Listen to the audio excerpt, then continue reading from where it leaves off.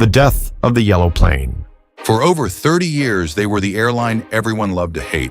Spirit Airlines changed the way Americans traveled by introducing the Bear Fare, a model that promised $20 tickets at the cost of, well, everything else. But on May 2nd, 2026, the yellow planes went dark for good.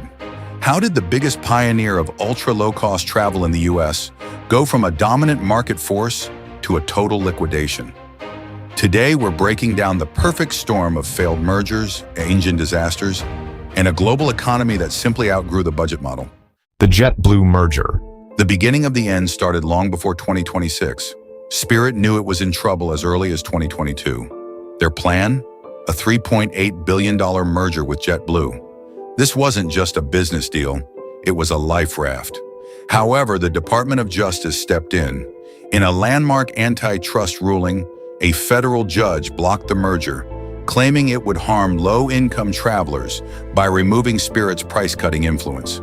While the intent was to protect consumers, the result was a death sentence.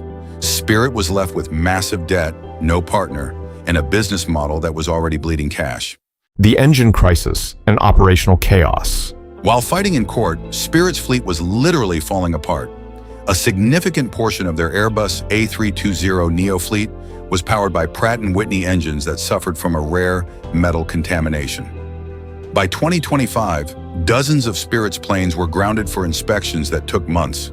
For an airline that relies on high-frequency flying to stay profitable, having 20% of your fleet sitting idle is a catastrophe.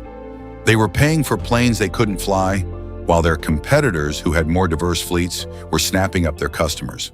The shift in traveler behaviors. Post-2024, the market changed. The revenge travel boom ended, and passengers started prioritizing comfort over the absolute lowest price.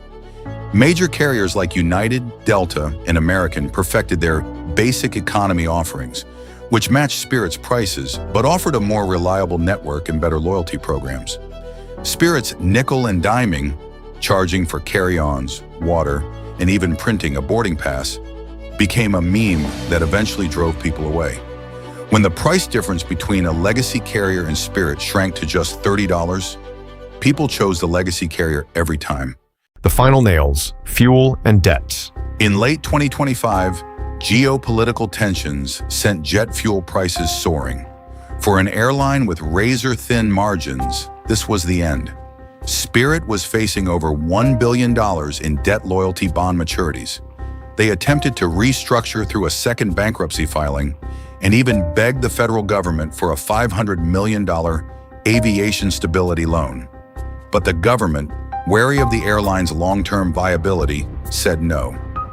On May 2nd, 2026, the final flight from Detroit to Dallas landed, and the company officially ceased operations. The end of an era. The collapse of Spirit Airlines marks the end of an unapologetic era in American aviation. They didn't offer luxury, and they never pretended to.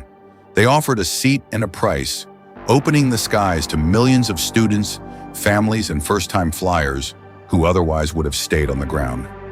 As the yellow birds disappear from our gates, we're left with a sobering reality. The ultra-low-cost model as we knew it is broken. While the nickel and diming might be gone, so is the $20 ticket to Florida. As the industry consolidates, we have to wonder, did we lose a nuisance? Or did we lose our best chance at affordable travel? Camera cuts to host or a powerful final shot of a plane disappearing into the clouds. But what do you think? Was Spirit's downfall inevitable? Or did the regulators fail us by blocking those mergers? Let me know your thoughts in the comments below. I'll be jumping in to discuss it with you. If you found this breakdown helpful, hit that like button and subscribe to the channel. We've got a lot more deep dives into the changing world of aviation coming your way. Thanks for flying through this story with us today. We'll see you in the next one.